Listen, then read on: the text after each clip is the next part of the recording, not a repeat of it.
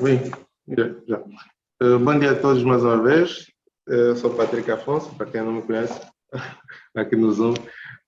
Hoje estamos para ter mais uma sessão clínica Jornal Club. Hoje será apresentada pelo Serviço de Cuidados Intensivos, na pessoa do Dr. Cândido, que vai falar sobre síndrome de angústia respiratória aguda. Portanto, por favor.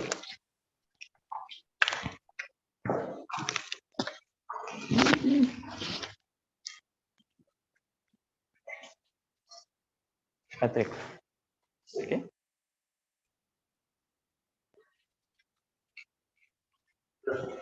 Ok. Bom dia a todos. Como o Patrick já disse, eu sou o Cândido Daniel, interno do 3º ano de Medicina Intensiva.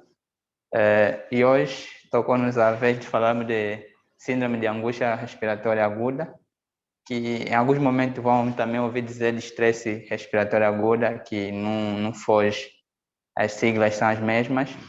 E em outra ocasião podemos falar SARA, que é a abreviatura desta mesma sigla. Então vamos começar. Também dar aí um boa tarde para os que estão por via Zoom e vamos esperar as questões no final da apresentação.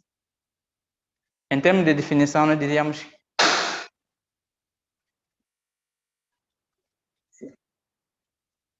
Sim, continuando. Em termos de definição, diríamos que o síndrome de estresse respiratório aguda é uma lesão inflamatória aguda e difusa que provoca um aumento da permeabilidade vascular do pulmão, determinando então um aumento do seu peso e diminuição do tecido aerado do mesmo pulmão. É uma doença antiga que já desde 1967 se fala, desde um trabalho que o The Lancet publicou, que descrevia 12 pacientes que após um insulto infeccioso ou traumático desenvolveram insuficiência respiratória hipoxêmica, associado a um infiltrado pulmonar na radiografia do tórax. Esses mesmos pacientes tinham em comum uma clínica que apresentava taquipneia, hipoxêmia, um infiltrado na radiografia e diminuição ou redução da complacência. Esses pacientes, depois, no final, os que tiveram mau desfecho, tiveram uma necrópsia de 7 pacientes e, durante a autópsia, evidenciaram que apresentavam pulmões muito pesados, com aparência macroscópica de ser um fígado ou uma aparência macroscópica hepática, e microscopicamente apresentavam capilares dilatados, atelectasia alveolar, edema e hemorragia intersticial e alveolar também, e apresentavam formação de membrana hialina. Depois de um período, os 2 que morreram tempo mais tarde mostraram uma fibrose e inflamação intersticial difusa. Isso, já epidemiologicamente falando, esse artigo lançado em 2000 é uma revisão biográfica que foi feita em vários países, num total de 50 países, e avaliaram 30 mil pacientes, concluiu que 10% das internações na UTI são por síndrome de estresse respiratório aguda e 23,4% dos pacientes estavam em ventilação mecânica. E a incidência por leto é de 0,42%, que não diferiu muito em relação ao mundo e aquilo que também se verificou na América, que é de 0,31% de incidência por leito. É uma doença com uma mortalidade altíssima, que os pacientes internados na UTI, 35% morrem, e a outra, dentro do hospital de forma geral, então 40% desses pacientes também evoluem a óbito. Apesar dessa alta mortalidade, infelizmente ainda é uma doença subdiagnosticada, que em algumas ocasiões 60% dos doentes que no primeiro momento apresentaram critério que cumpria para serem diagnosticados como SARA, infelizmente só 33% desses foram diagnosticados como SARA, o que indica que é subdiagnosticado, apesar de ter uma mortalidade elevadíssima. Os mesmos estudos A título comparativo, já no Brasil, em 12 estados brasileiros, avaliaram os 3 primeiros dias de ventilação mecânica e eles concluíram que 31% tiveram síndrome de estresse respiratório aguda, com uma mortalidade de 45%, que não foge muito da mortalidade mundial daquele outro estudo.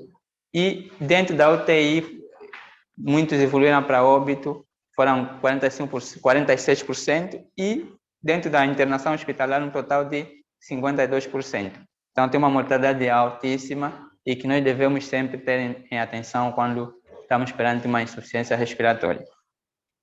Conforme eu disse que é uma doença antiga, que já desde dos anos 1967 é falada. Em 1994, através de uma conferência norte-americana e europeia, estabeleceu-se então os critérios de diagnósticos clínicos. E naquela altura, eles faziam referência à lesão pulmonar aguda e o síndrome de estresse respiratório aguda. O que diferia aqui, primeiro é que o tempo exatamente tinha que ser um insulto agudo, que não podia ultrapassar 7 dias. E a relação de oxigenação, o que diferia em relação ao que era de estresse respiratório aguda e lesão pulmonar aguda, é que todos os pacientes que apresentavam uma relação PF inferior ou igual a 300 eram considerados lesão pulmonar aguda.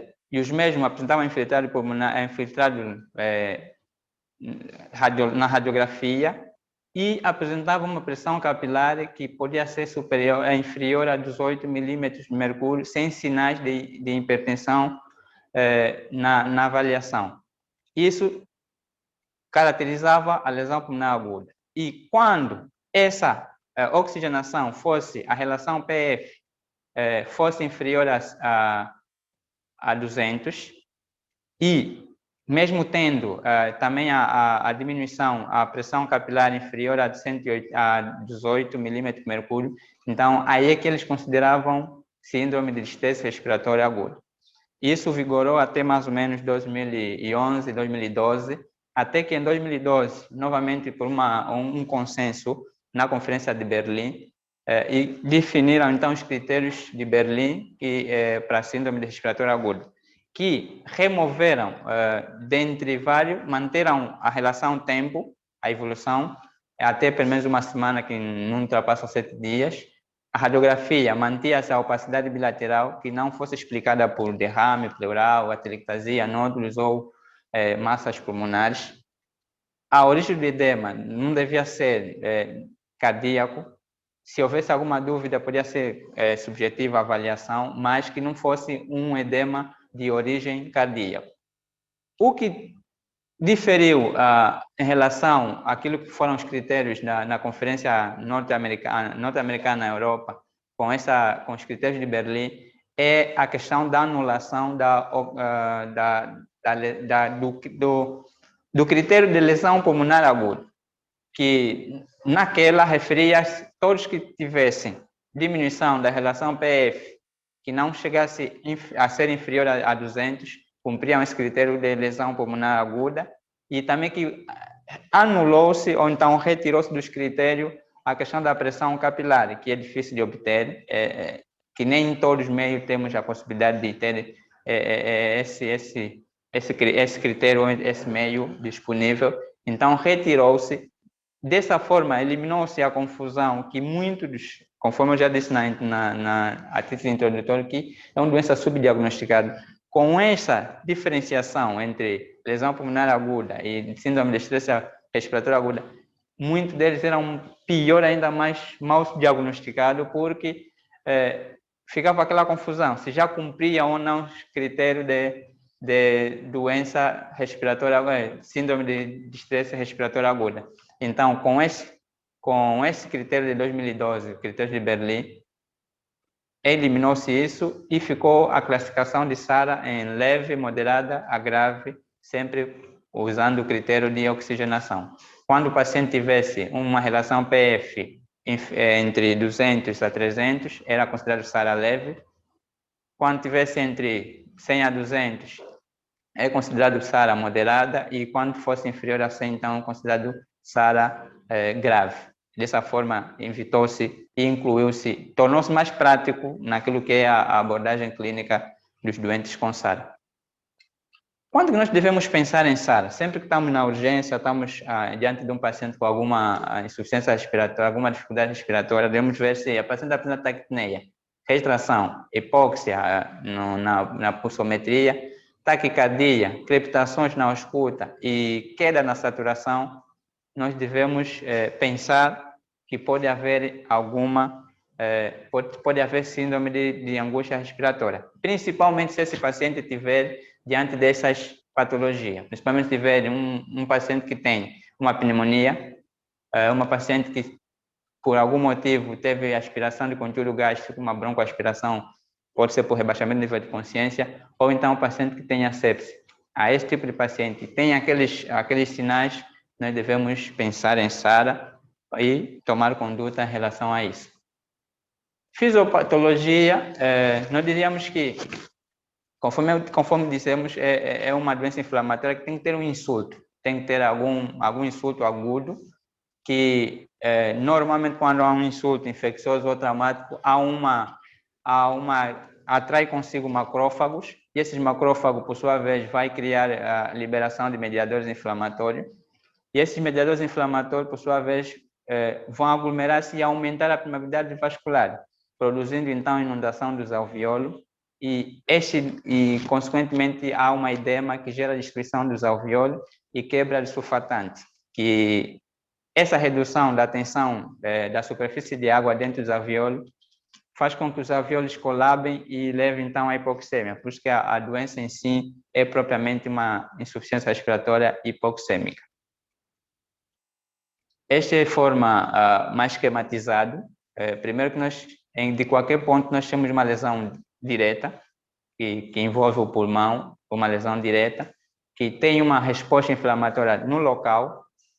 Essa resposta inflamatória pode liberar mediadores inflamatórios sistêmicos, por sua vez, e, consequentemente, em forma de cascata, vai haver uma lesão das membranas alveolo-capilares e produzindo assim um edema e por aumento da permeabilidade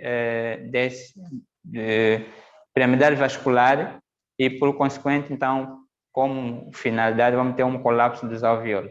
E assim, dessa forma, vamos ter, então, a hipoxêmia como consequência desse todo o processo. Sabendo a causa, sabendo mais ou menos como é que funciona o síndrome de insuficiência respiratória aguda, então é necessário tomar alguma conduta. Estamos diante de um paciente que tem alguma insuficiência respiratória, então devemos tomar conduta em função disso. Diz que nós, apesar de que a ventilação não invasiva 50% dele tendem a falhar, a falhar e depois, como consequência disso, serem submetidos à ventilação invasiva. Mas ainda assim, se o paciente não apresentar situações preditoras de falha, então nós podemos sim, principalmente em SARA leve, fazer a VNI, ventilação não invasiva, pacientes que não apresentem rebaixamento do nível de consciência, choque, que não apresentem neoplasia ativa ou uma relação PF inferior a 150, nós podemos, de alguma forma, ainda, se não há possibilidade de entubar, podemos, nesse momento, ainda usar a VNI como um dos métodos para a resolução do problema. Mas o que é indicado naquilo que é SARA, está diagnosticado, cumpre os critérios, cumprindo ou não os critérios. Por exemplo, nós temos um paciente, como nós sabemos que os critérios têm uma parte que é a oxigenação, que são dependentes de uma gasometria. Nós precisamos fazer uma gasometria, então não devemos esperar. O paciente chegou, tem uma insuficiência respiratória, não devemos entubar. E como vamos entubar? É pensando numa ventilação protetora. Para ventilar de forma protetora, sempre com ventilação com volume corrente inferior a 6 ml por quilograma de peso predito. Aqui é dizer que aqui o peso deve ser calculado, nós devemos fazer o peso em altura e não o peso em si, devemos calcular em altura, porque o pulmão, segundo se diz, o pulmão não engorda. Então, devemos pensar na altura do paciente e disso, fazemos o cálculo, então, com 6 mililitros por quilograma de peso predito. Depois que a gente volta e confirma, já o paciente está ventilado, temos que buscar os critérios, fizemos uma gasometria, confirma se os critérios todos cumpriu e fechamos o diagnóstico que é síndrome respiratório, é síndrome de estresse respiratório aguda, então devemos reavaliar aquilo que é a nossa estratégia ventilatória. Podemos manter o volume corrente em 6 ml por quilograma de peso predito. A pressão platô deve ser inferior a 30 centímetros de água. A pressão pico, a pressão pico deve ser deve ser inferior a 35 centímetros de água, que alguma literatura fala até 50, mas nossa experiência aqui na nossa unidade, nós tendemos sempre a deixá-lo aqui entre 35 centímetros de água. E diz que o pH não seja superior a 7,2, nós podemos então fazer a hipercâmia permissiva com PCO2 com parcial de dióxido de carbono inferior a 80 milímetros de mercúrio. E o PIP, que é a pressão inspiratória, a pressão positiva no final da inspiração, deve ser ajustada de acordo com o FiO2, que nós temos aqui uma tabela que deve nos elucidar mais ou menos qual é o caminho a tomar. Se nós estamos diante de um paciente que, em função das nossas modalidades, da nossa estratégia ventilatória, conseguimos ter uma saturação superior a 96%, então a tendência é descermos com os parâmetros. Mas se a gente tiver uma saturação não inferior a 92%, então a tendência é subir com os parâmetros para conseguirmos ter uma saturação que seja adequada para o nosso paciente. Além da ventilação, na época de Covid, os fisioterapeutas popularizaram essas manobras, essa modalidade, que é a modalidade de prona, que devemos colocar o paciente em posição de decúbito ventral. Ela proporciona benefício porque a parte posterior do pulmão é a parte mais ventilada, melhor ventilada. Então, ao colocarmos o paciente de posição, na posição de decúbito ventral, acabamos de ter esse benefício. E ela melhora a relação ventilação-perfusão e reduz de alguma forma a hipoxemia. E é indicado o paciente para fazer prona aqueles que têm uma relação PF inferior a 150 milímetros de água. Sim, milímetros de mercúrio. A modalidade, as manobras de recrutamento alveolar é uma manobra que se faz normalmente naqueles sítios em que não temos possibilidade de fazer o ECMO, que é uma tendência atual. Então, sempre que a gente não tem possibilidade de fazermos ECMO, nas questões em que a SARA é grave, em que a relação PF é inferior a 80 milímetros de mercúrio, então acabamos fazendo as manobras de recrutamento alveolar, mas naquelas situações, naqueles locais em que há possibilidade de fazer a oxigenação por membrana extracorpórea, então é indicado como critério aqueles pacientes que têm uma relação PF inferior a 80, fazemos o ECMO para, de alguma forma, tentar a oxigenação. Apesar que a literatura diz que o resultado não é de todo satisfatório, mas tudo pode ser pelo estado em si, porque até para o paciente evoluir para fazer o ECMO é porque o estado é crítico e muitas vezes o desfecho não é das melhores. Ainda assim, faz uma discussão multidisciplinar e encontra essa possibilidade de fazer e tem tido algum resultado. Além da estratégia ventilatória, aquelas possibilidades que nós já acabamos de mencionar, também tem estratégias não ventilatórias, como definição. O síndrome de estresse respiratório agudo é um problema, é uma condição inflamatória que por si só tem alguma congestão. E tendo congestão, então, intuitivamente, nós já queremos fazer uma abordagem fluidoterapia conservadora, de forma intuitiva. Apesar de que alguns estudos revelaram que não tem diferença de mortalidade, mas isso Optando por uma modalidade, uma abordagem conservadora, nós acabamos de reduzir o tempo de ventilação do paciente e, consequentemente, reduzimos, então, o tempo de estadia do mesmo paciente na UTI. E ainda nos ajuda a não ter que colocar líquido para depois colocar furosemida para retirar. E temos outras consequências necessárias. Então, a abordagem conservatória é o mais... apesar de não ter evidências fortes nos estudos feitos, mas é a melhor conduta, garantir que tenhamos, então, balanços negativos. Outra estratégia é o bloqueador neuromuscular, que, na verdade, são usados com o objetivo de, pelo menos nas primeiras 48 horas, fazer com que esse paciente não tenha assincronias, não tenha interação com o ventilador.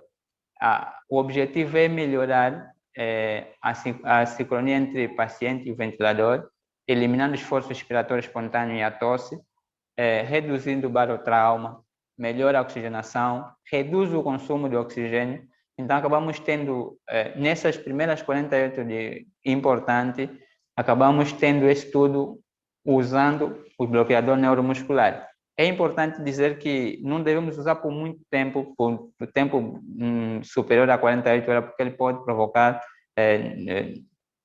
algumas situações neuromusculares que podemos evitar por consequência de não usar.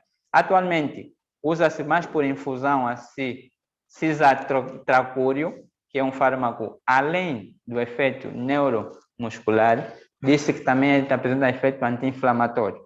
Então, ele é útil para reduzir também a inflamação que o síndrome de estresse respiratório produz no organismo. Apesar que, em comparação com os outros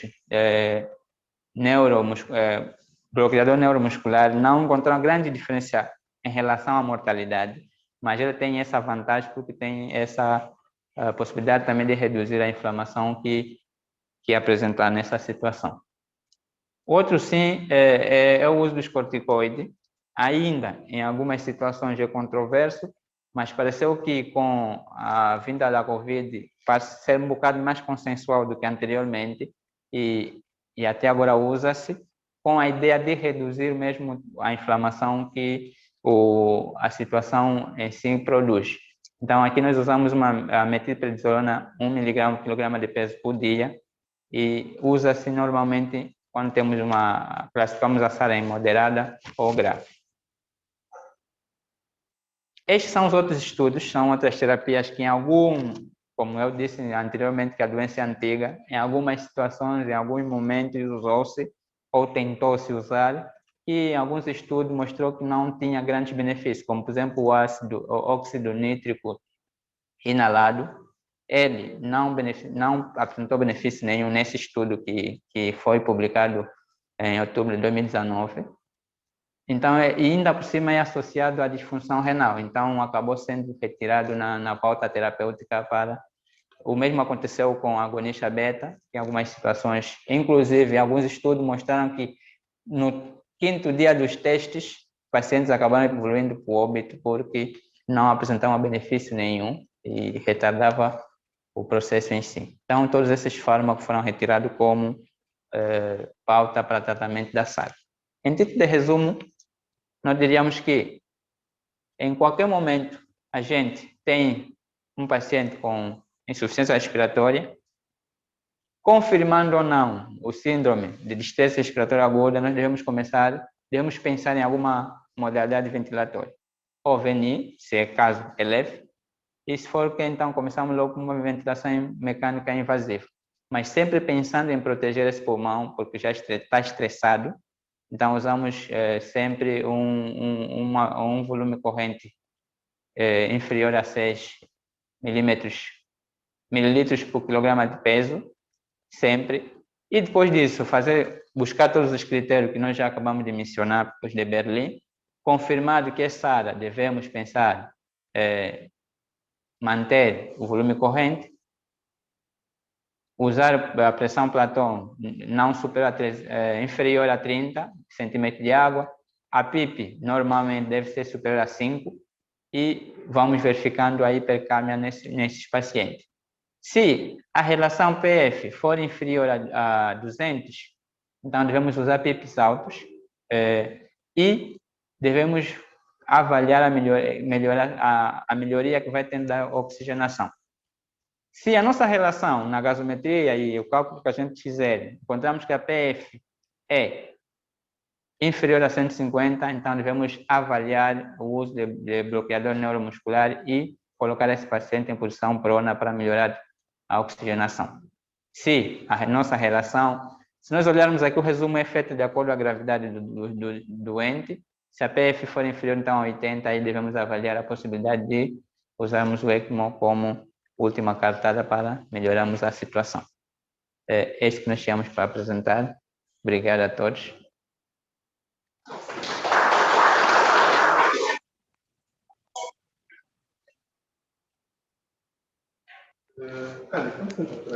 Obrigado. Bem, neste momento vamos então dar espaço para dúvidas ou contribuições, tanto pela equipa dos cuidados intensivos que se encontra aqui presente ou pelos colegas que estão aqui, seja da fisioterapia ou de outros setores. Sim, pode ser. Contribuição, alguma coisa?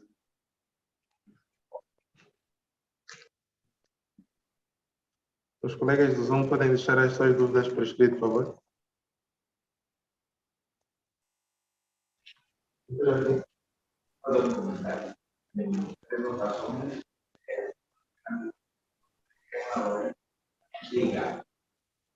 Okay.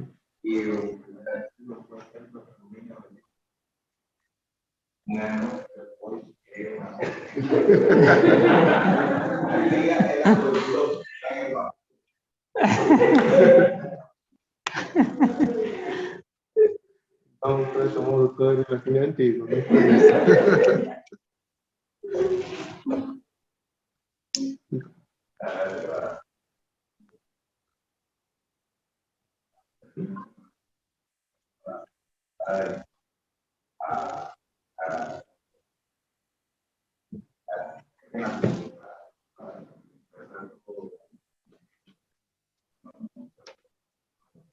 Uhum.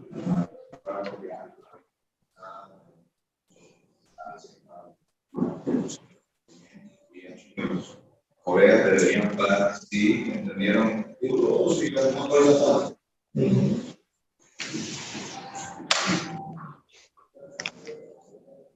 Sim, sim. Eu também.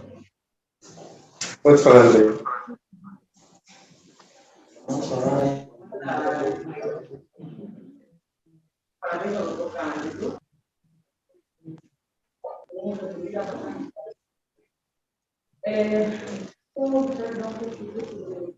Em relação a havia uma imagem aí do lado, muitos políticos estão explorados. Quando eu estava falando de Abaixo. Desce. Uma mãozinha assim aberta.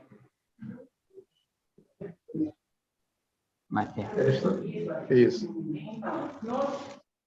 Então, isso me parece que é uma forma de monitorização do bloqueio neuromuscular. Chama a atenção que os doentes de UTI devem participar no máximo necessário. Vocês ficar por necessário com bloqueio neuromuscular por 48 horas e devemos ficar atenção. Como é um doente que basicamente já está sedado, não precisa de altas doses do bloqueio neuromuscular, que fica difícil começar a desmamar quando tem uma recuperação. Então, essa variante pede para nós que estamos com cuidado do bloqueio neuromuscular, que ajuda a ver como ele está bem bloqueado, ele pode voltar no bloqueio também. Então, a forma de proteger o paciente, infelizmente, nós não temos, a maioria é uma força. Nós, da gente, não temos e eu não conheço a maneira da forma informações mas tem uma coisa que não vai parar para a cidade do seria bom para esse não é uma maneira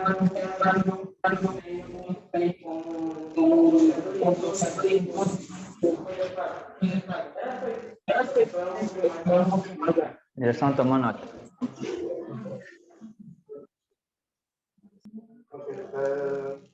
Vamos aqui um comentário.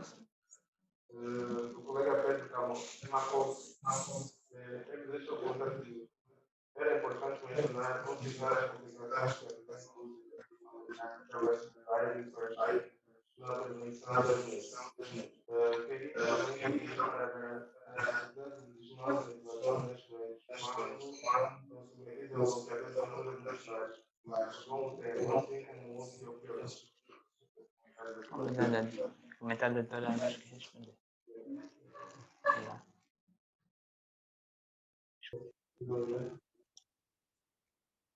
Então, sendo assim, muito obrigado pela discussão. Obrigado. Aqui não temos mais nenhuma questão. Então, agradecer pela presença, seja os que estão no Zoom como aqui na sala, e que daqui a aproximadamente 20 dias estamos à próxima frente. Vamos anunciar. Obrigado a todos. Por outra, queria só também reforçar para todo mundo não esquecerem de assinar a lista de presença e deixarem seus comentários no link que foi já respondido no chat do Zoom. Obrigado.